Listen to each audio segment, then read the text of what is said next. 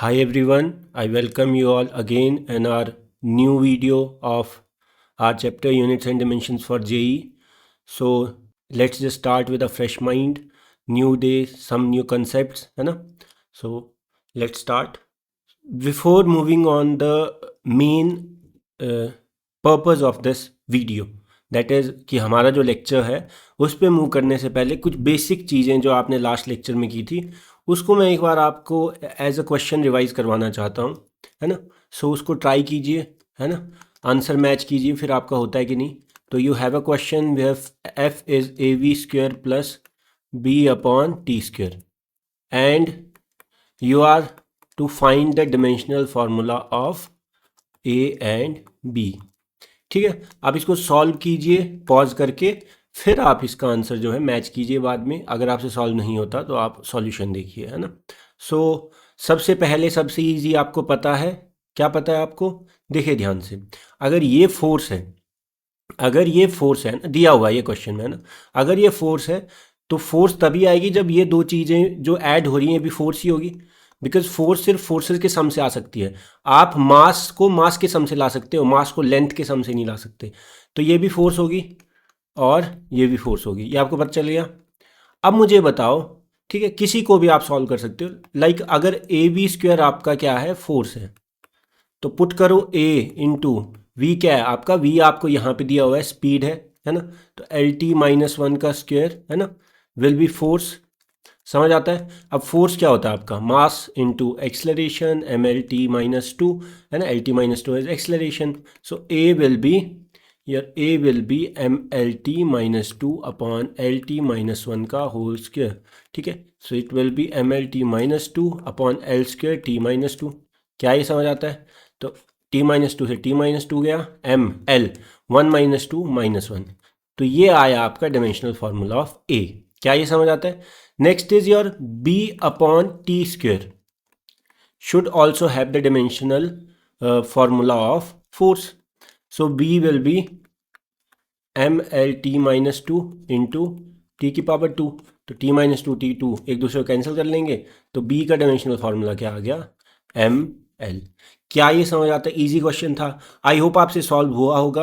अगर नहीं सॉल्व हुआ है तो मे बी कहीं आपके कॉन्सेप्ट में दिक्कत रह गई है, तो उसको पुरानी वीडियो जाके देखिए, थोड़ा शांति से देखिए, मन इधर उधर भटका के नहीं देखिए. जब आप पढ़ रहे होते हैं तो पूरा मन पढ़ाई में लगाया कीजिए, ठीक है? ऐसा नहीं है कि बस पढ़ाई के नाम पे आप 3 आवर बैठे हैं, आपका कंसंट्रेशन तो सिर्फ आधा ही आवर था, फिर फ़ायदा नहीं होता है. आप चाहे हाफ एन आवर पढ़ो, लेकिन कंसंट्रेशन से पढ़ो, है ना? फिर आपको ये 3 4 5 आवर लगातार पढ़ने की नीड नहीं होती है. 3 4 5 आवर लगातार पढ़ रहे हो लेकिन कंसंट्रेशन सिर्फ एक ही आ रहा है उसमें से, तो वो 4 आवर फिर वेस्ट है, वो आपकी एफिशिएंसी वेस्ट हो रही है, ठीक है? तो आगे चलते हैं. अब आते हैं इस चैप्टर के टॉपिक पे. सबसे पहले अगर मैं बात करूं, जो मैंने आपको लास्ट लेक्चर में बताया था कि एंगल जो होता है, एंगल, उसका कोई डायमेंशन नहीं होता, दे आर डायमेंशनलेस. प्रूव भी कर सकता हूं मैं. थीटा क्या होता है बताइए? L upon are. फॉर्मूला पता है आपको? तो थीटा क्या होगा? एल क्या होता है? Length of arc. तो ये आएगा डायमेंशन लेंथ. रेडियस भी क्या होती है? लेंथ में होती है. तो एल से एल गया आपका, यहाँ पे क्या आ जाएगा? 1 आएगा. 1 मतलब कि M zero L zero T zero या समथिंग, है ना? तो 1 मतलब कि आपका, अगर आपका ये आ रहा है तो अगर इसका डायमेंशन, तो ये इसका मतलब क्या हुआ कि डायमेंशन लेस है ये, क्योंकि m की पावर 0, l की पावर 0, t की पावर 0 ऐसा हुआ. तो पहली चीज़ तो आपको लास्ट लेक्चर में बता दी थी.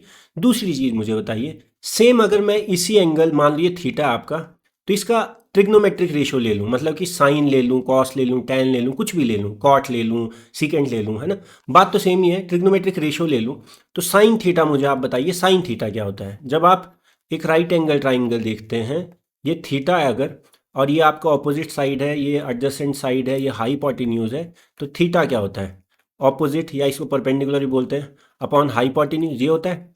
अब मुझे ये बताइए, जब आप ट्राइंगल की लेंथ ये लिखते हैं ऑपोजिट साइड ये, तो ये क्या होता है? लेंथ होती है ना, या सेंटीमीटर में होती है या मीटर में होती है, अपनी यूनिट के हिसाब से. तो थीटा क्या होगा? ऑपोजिट भी लेंथ, और हाइपोटेन्यूज भी किस में होगा? लेंथ ही होगा, है ना? हाइपोटेन्यूज भी किस में मेजर करोगे आप? हाइपोटेन्यूज क्या होगा? लेंथ ही होगा. इसकी मेजरमेंट किस में होगी? लेंथ का डायमेंशन होगा मीटर सेंटीमीटर ऐसा. तो यहाँ पे भी क्या आया आपके पास अल्टीमेटली? जो आपका ये साइन थीटा आया, यहाँ पे साइन थीटा है ना, तो ये क्या हो जाएगा आपका 1 1 मतलब कि फिर से m0 l0 1 का मतलब होता है कि डायमेंशनलेस। क्या होगा? डायमेंशनलेस, बिकॉज आपका कांस्टेंट का कोई डायमेंशन नहीं होता। क्या ही समझ आता है? तो यहाँ से आप कॉस थीटा करके देख लो। कॉस थीटा क्या होगा? Adjacent upon hypotenuse. एडजेसेंट की डायमेंशन लेंथ, हाइपोटेन्यूज की डायमेंशन लेंथ, कैंसिल होके 1 1 मतलब डायमेंशनलेस। टेन कर दो, कॉट कर दो, सीकेंड कर दो, कोसिकेंड कर दो, है ना? क्या ही समझ आता है? तीसरी चीज मुझे बताओ, अगर मैं लॉग ऑफ समथिंग लूं, मान लो ये क्वांटिटी है, मैंने इसका लॉग ले रहा हूं मैं। लॉग आपको पता है ना कि यहाँ पे जो बेस होगा, बेस की पावर क्या डालूं कि एक्स आए, वैसा कुछ लॉग होता है। मैंने बताया आपको फर्स्ट जो आपका चैप्टर 0 था उसमें बताया था लॉग क्या होता है। अब मुझे ये बताइए कि अब मैं किसी चीज़ का लॉग ले रहा हूँ, ये जो अंदर चीज़ है, अंदर ये ऑब्वियस सी बात है ये डायमेंशनलेस होगी। जस्ट लाइक साइन में जो मैं ये एंगल पुट करता हूं अंदर थीटा, आप मास का साइन ले सकते हो कि साइन ऑफ 2 kg, या लेंथ का ले सकते हो साइन ऑफ 2 मीटर। ये अंदर जो चीज पुट करते हैं डायमेंशनलेस ही होती है। सेम लॉग के अंदर आप मास नहीं पुट करोगे कि log of 2 kg, log of 2 metre. तो लॉग के अंदर भी जो वैल्यू पुट होती है वो डायमेंशनलेस होती है। और जैसे आपका साइन भी ओवरऑल डायमेंशनलेस आता है, वैसे ही लॉग से निकल के जो आएगा वो भी नंबर ही आएगा।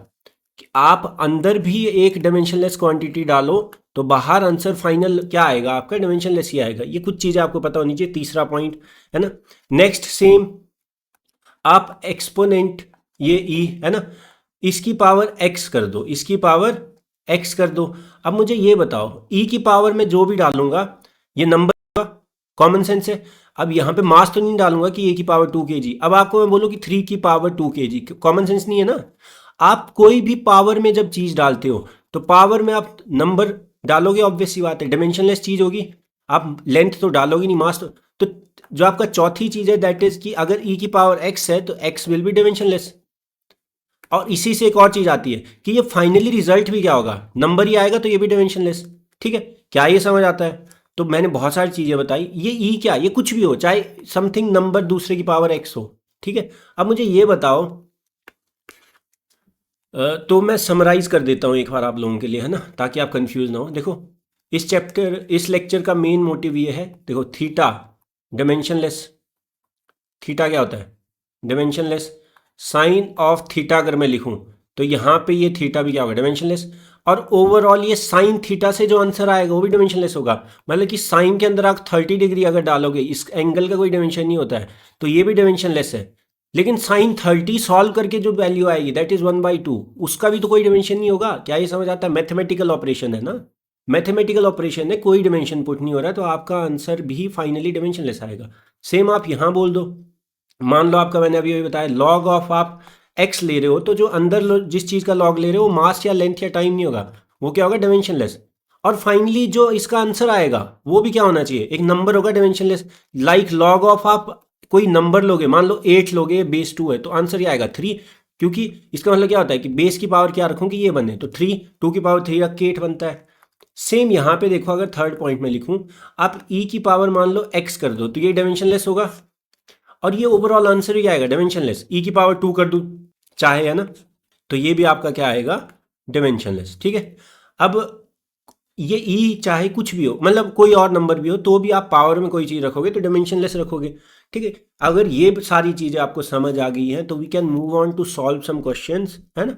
छोटा सा लेक्चर है ये, छोटा सा लेक्चर है, मुझे बस ये चीज़ें कवर करनी थी जो आपके नॉर्मल बुक्स में नहीं दी होती, लेकिन एडवांस और मेंस के लिए आपको बहुत ज़रूरी होंगी, है ना।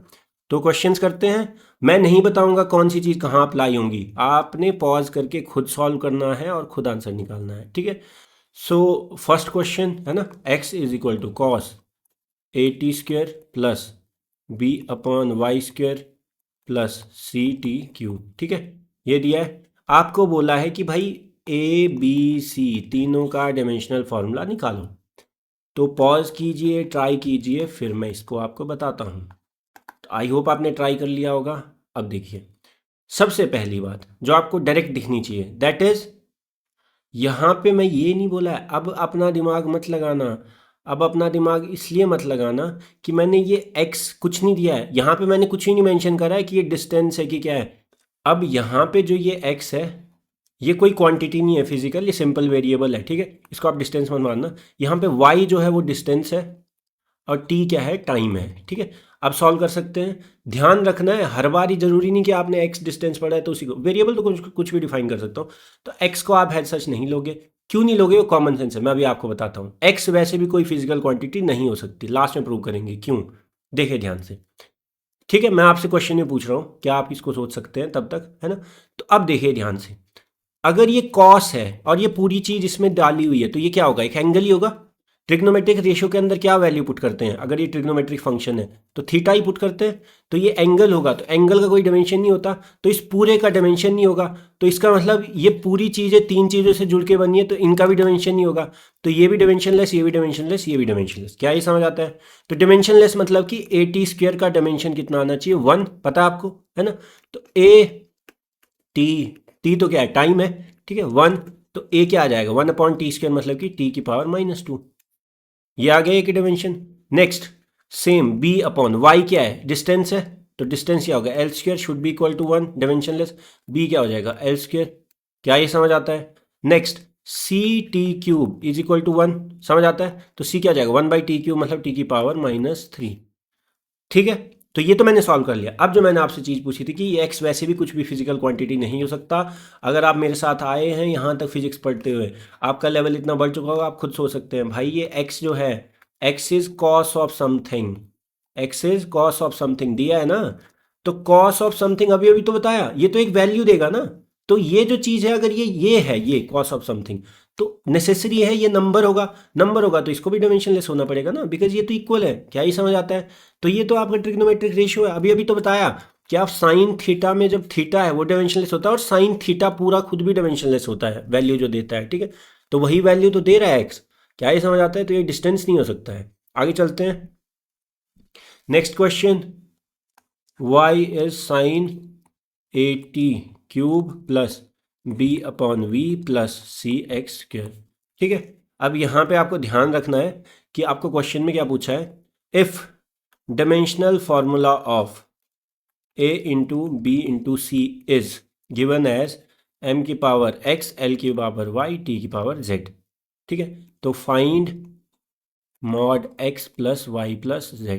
ठीक है, अब सिंपल सा क्वेश्चन है, पॉज कीजिए और मैं आपको इसका आंसर सॉल्व करवाता हूँ। ठीक है, तो अब देखिए ध्यान से, सबसे पहली चीज फिर से साइन ऑफ दिस, तो ये पूरी चीज़ क्या होगी, एक एंगल होगी। एंगल क्या होता है, डायमेंशनलेस होता है। डायमेंशनलेस होता है तो ये जो सम हो रहे हैं ये खुद भी डायमेंशनलेस होंगे। जैसे मास मास को जोड़ के बनता है, डायमेंशनलेस चीज़ भी डायमेंशनलेस चीज़ से बनेगी। अदरवाइज अगर ये मास हो जाए तो गड़बड़ हो जाएगी, क्योंकि मास तो इनके साथ नहीं हो सकता ना ऐड, फिर वो दिक्कत हो जाएगी। आपका एंगल कैसे बनेगा फिर, एंगल कोई मास, आप 2 kg को एंगल नहीं बोलते हैं, क्या ये समझ आता है। तो ये भी डायमेंशनलेस होगा।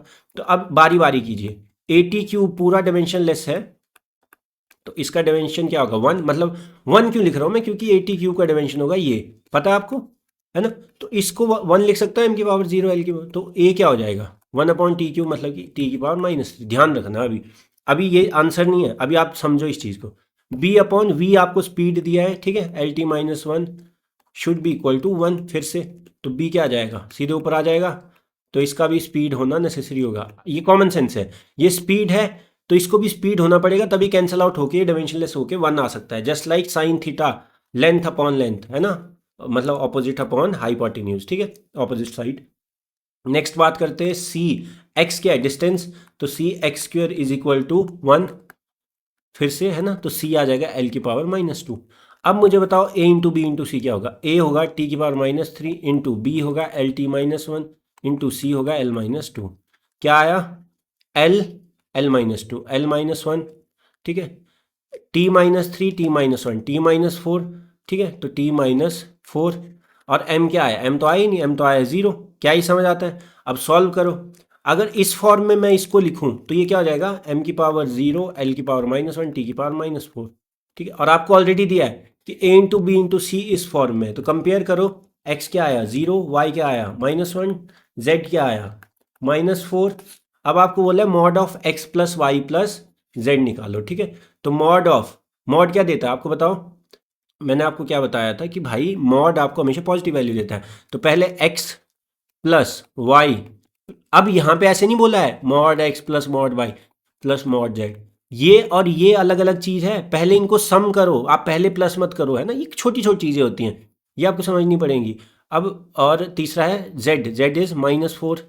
इसको पहले सम करो फिर मॉड लो। एक होता है कि पहले इन सबका मॉड लो फिर सम करो, दोनों चीज़ अलग है। एक होता है कि इन तीनों को पहले सम करो फिर जो रिजल्ट आएगा उसका मॉड लो। एक होता है कि इन तीनों का पहले मॉड लो फिर रिजल्ट निकालो, वो अलग चीज़ होती है ना, ध्यान रखना है। तो -1 -4 -5 का मॉड आ जाएगा 5, आंसर विल बी 5, है ना। ये आपको समझ आता है, अच्छा क्वेश्चन था। आगे चलते हैं, ठीक है। नेक्स्ट आगे सॉल्व करते हैं। y is sine of y is a sine b X square plus c by T. Solve करेंगे, क्या होगा बताइए। सबसे पहली चीज आपको क्या दिखनी चाहिए कि भाई जो ये चीज है ना, ये आपको दिख रहा है, ये जो चीज है, आपको यहाँ पे एक और चीज दी है, या आपको यहाँ पे ये चीज दी है डिस्प्लेसमेंट। क्या दिया है? डिस्प्लेसमेंट, है ना, क्वेश्चन में गिवन है। ये आपको जो x है वो आपको ये भी मतलब डिस्प्लेसमेंट दी दिया है, और t आपका टाइम दिया है ना, ठीक है। तो डायमेंशन आपको पता है। अब मुझे बताइए, ये पूरी चीज़ डायमेंशनलेस, ये भी डायमेंशनलेस, ये भी डायमेंशनलेस, क्योंकि साइन के अंदर है ये। तो b l square should be equal to 1, तो b क्या आ जाएगा? l-2। समझ आया? Next c by T should be equal to 1, dimensionless है ना, तो c क्या आ जाएगा? t। क्या ये समझ आता है? ठीक है। और तीसरी चीज़, ए का डायमेंशनल फार्मूला क्या आएगा? अब ए तो गड़बड़ हो गया, आपको लगेगा भाई क्या। अब मुझे ये बताओ, अगर वाई आपका डिस्प्लेसमेंट है, ठीक है, और ये ए निकालना आपने, ये पूरी चीज साइन ऑफ समथिंग है ना, साइन ऑफ थीटा करके ए के साथ मल्टीप्लाई, तो ये तो डायमेंशनलेस ही होगा ना। मैंने अभी आपको क्या बताया, जस्ट लाइक थीटा डायमेंशनलेस है वैसे ही ये चीज भी तो डायमेंशनलेस होगी। तो इससे तो डायमेंशन आ नहीं सकता। तो अगर ये डिस्प्लेसमेंट है तो यहां से कुछ नहीं आ सकता, तो इसको भी क्या होना पड़ेगा? इक्वल होने के लिए डिस्प्लेसमेंट होना पड़ेगा। कॉमन सेंस, चाहे तो पुट करके देख लो। वाई क्या होगा? एल। ए आपको निकालना है। ओवरऑल साइन ऑफ समथिंग भी खुद क्या होगा? डायमेंशनलेस होगा। डायमेंशनलेस मतलब कि m0 l0 t0। तो ए के डायमेंशन भी क्या आएंगे? वही जो डिस्प्लेसमेंट के हैं। क्या ये समझ आता है? बहुत अच्छा क्वेश्चन था। Next question, x is a cos b t square plus C X square, ठीक है। x is your displacement, t is your time, ठीक है। सॉल्व कीजिए पॉज करके। अब देखिए ध्यान से, ये a के साथ मल्टीप्लाई में है कॉस ऑफ दिस, है ना, a cos दिस। तो ये जो चीज़ होगी ये एंगल होगा। कॉस में ये क्या जाता है? एंगल जाता है। डायमेंशनलेस, तो ये सम भी क्या होगा? डायमेंशनलेस है। अगर तो छोटी छोटी चीज़ें जिनसे मिलके बना है ये सम, वो भी डायमेंशनलेस होगी। तो बी टी स्क्वेयर क्या आ गया? 1। तो b क्या आ गया? t की पावर -2, ठीक है। सी एक्स क्या है? डिस्प्लेसमेंट। तो L square should be equal to 1, dimensionless, C will be L की पावर -2। क्या ही समझ आता है? ये दो आगे। नेक्स्ट, अब मुझे ये बताओ, अगर x is a cos of something, ठीक है, ऐसा दिया है। अब कॉस ऑफ समथिंग, देखो पहली बात तो ये अंदर जो पुट करते हैं वो डायमेंशनलेस होता है क्योंकि वो एंगल होता है। फिर जो ओवरऑल आंसर आता है, जैसे कॉस थीटा, तो कॉस 60 क्या आता है? 1/2। वैसे ही ओवरऑल आंसर भी क्या आता है आपको? अभी भी क्या पढ़ा है? पूरा चैप्टर रिवाइज हो रहा है, डायमेंशनलेस होता है। तो भाई अगर ये डिस्प्लेसमेंट है और ये डायमेंशनलेस है, मतलब 1 है, तो इसको इक्वल होने के लिए, LHS RHS इक्वल होने के लिए, डायमेंशन सेम होने के लिए, फॉर्मूला को वैलिड होने के लिए, आपका इस ए को क्या होना पड़ेगा? सेम डायमेंशन होने पड़ेंगे। मतलब डायमेंशन सेम होने पड़ेंगे, वैल्यू भले ही सेम ना हो। तो, मतलब तो आपका क्या हो गया यहाँ पे? आपका ए का डायमेंशन भी क्या आ जाएगा? एल। क्या ही समझ आता है? पुट करके देख लो, कोई दिक्कत नहीं। एक्स आपका एल था, ए निकालना है। ये पूरी चीज़ डायमेंशनलेस है, m0 l0 t0, लिखने की नीड है नहीं, 1 लिख सकते हो। तो ए क्या आ जाएगा? खुद में एल आ जाएगा। क्या ही समझ आता है? ये आपका एप्लीकेशन था कि थीटा अगर डायमेंशनलेस होता है तो साइन के अंदर क्योंकि ये जाता है तो ये भी डायमेंशनलेस, और ये पूरी चीज़ खुद में भी डायमेंशनलेस। क्या ही समझ आता है? आगे चलते हैं, ठीक है। एक लास्ट क्वेश्चन इस पे, है ना। x is a sine b t plus C. Please solve कीजिए एक बार पॉज करके, है ना, फिर इसका आंसर देखते हैं। देखिए ध्यान से, अब यहाँ पे आपको दिया है कि x जो है वो डिस्प्लेसमेंट है, ठीक है, ठीक है, आपको पता होना चाहिए। अब t क्या है? टाइम है। अब मुझे ये बताओ, अब मुझे ABC निकालना है। सबसे पहले साइन ऑफ थीटा, ये डायमेंशनलेस, तो बी टी भी डायमेंशनलेस, मतलब कि 1, और सी भी 1। तो सी तो ऑलरेडी डायमेंशनलेस आ गया, तो सी के लिए तो निकालने की नीड नहीं है। ये क्या आया? m0 l0 t0, ठीक है, या 1 आया। बी T1, तो बी क्या आ जाएगा? 1/t, मतलब t की पावर -1। क्या ये समझ आता है? तो बी और सी आगे, है ना। x, अब a क्या होगा? अब मुझे ये बताओ, x is a sine of something, ठीक है। ये थीटा डायमेंशनलेस, ये ओवरऑल भी खुद क्या होगा डायमेंशनलेस। तो इन दोनों LHS RHS को वैलिड होने के लिए मैंने आपको क्या बताया था, डायमेंशन सेम होने चाहिए। तो ये डिस्प्लेसमेंट, तो ये भी डिस्प्लेसमेंट होगा, क्योंकि ये पूरा खुद में क्या है डायमेंशनलेस है, 1 है। तो मतलब ए के डायमेंशन में क्या आ गया L। क्या ये समझ आता है? आप सॉल्व करके देख लो, चाहे पुट करके, है ना। मैं तो बस आपको फास्ट कैलकुलेशन सिखा रहा हूँ। आगे चलते हैं, ठीक है।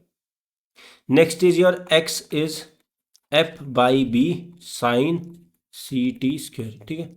अब मुझे ये बताओ इसमें क्या करूँ, ठीक है। सबसे पहले आपको यहाँ पे दिया है कि x is displacement, f is force, t is time. Solve कर सकते हैं। सबसे पहली चीज, साइन के अंदर कोई भी चीज जाएगी तो वो एंगल होगा, तो मतलब डायमेंशनलेस होगा। तो c into T² should be dimensionless, मतलब m0 L0 T0 मतलब कि 1। तो c क्या आ जाएगा, t की पावर -2। c का डायमेंशन क्या आ गया, t की पावर -2। अब ये साइन ऑफ देखो, थीटा डायमेंशनलेस होता है और साइन ऑफ थीटा भी डायमेंशनलेस होता है। तो ये ओवरऑल खुद भी डायमेंशनलेस मतलब 1 है। तो आप कर सकते हो x डिस्प्लेसमेंट है, should be equal to force mLT-2 upon b, ठीक है। और ये चीज m0 L0 T0 मतलब कि 1 है। अब पुट करो, है ना, पुट करो, क्या करेंगे बताइए, शाबाश। b उधर आ जाएगा, एक L से एक L गया, b ऊपर चल जाएगा, तो MT-2। क्या ये समझ आता है? ठीक है। आपको इसमें अगर मैं पूछूं कि b इंटू सी का डायमेंशनल फॉर्मूला निकालो, भाई क्वेश्चन यहाँ तक नहीं, आपको b इंटू सी, तो b क्या है MT-2 इंटू सी क्या है T-2, क्या है T-2, क्या आ जाएगा M1, ठीक है। L है ही नहीं तो L0, और T क्या आ जाएगा -2 -4। क्या ये समझ आता है? इजी हुआ, है ना। आगे चले, ठीक है, आगे चले। तो नेक्स्ट चीज़ मैं अगर आपको बताऊं कि भाई जैसे मान लो आपको मैंने अभी भी क्या बताया कि आपका जस्ट लाइक आपका जैसे साइन कॉस टेन आपका डायमेंशनलेस होते हैं, वैसे लॉग। तो मैं अगर सेम चीज़ यहाँ पे लिख दूं ऐसे,